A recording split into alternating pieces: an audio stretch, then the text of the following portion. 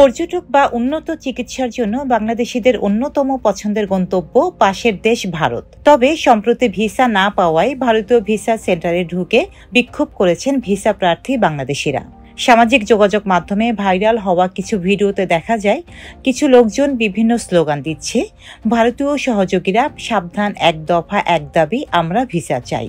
নতুন করে ভারতীয় ভিসা আবেদন এখনো নেওয়া হচ্ছে না।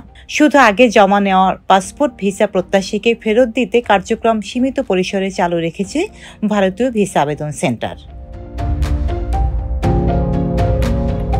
সোমবার ভারতীয় ভিসা আবেদন কেন্দ্রের ওয়েবসাইটে এক বিজ্ঞপ্তিতে জানানো হয়, সীমিত কার্যক্রমের কারণে ভিসা প্রক্রিয়ায় বেশি সময় লাগতে পারে, তাই এখন পাসপোর্ট ফেরত দেওয়া হচ্ছে।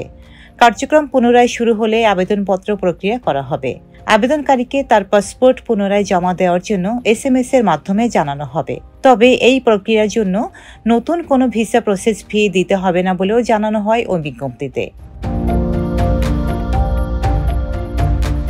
জুলাইয়ের মাঝামাঝিতে কোটা সংস্কার আন্দোলন শুরুর পর ভিসা কার্যক্রম সীমিত করা হয়। এতে বিপাকে পড়েন অনেকেই। অস্থিতিশীল পরিস্থিতির কারণে 4 আগস্ট থেকে তা অনির্দিষ্টকালের জন্য বন্ধ করে দেওয়া হয়। এখন ভিসা সেন্টারগুলো সীমিত আকারে চালু হলেও নতুন আবেদন নেওয়া হচ্ছে না। পর্যটক, চিকিৎসা, শিক্ষা, ব্যবসায়ী সহ বিভিন্ন শ্রেণীতে প্রতি বছর প্রায় 25 লাখ বাংলাদেশি ভারতে ভ্রমণ করে। ডেস্ক রিপোর্ট, সাম্প্রতিক দেশকাল।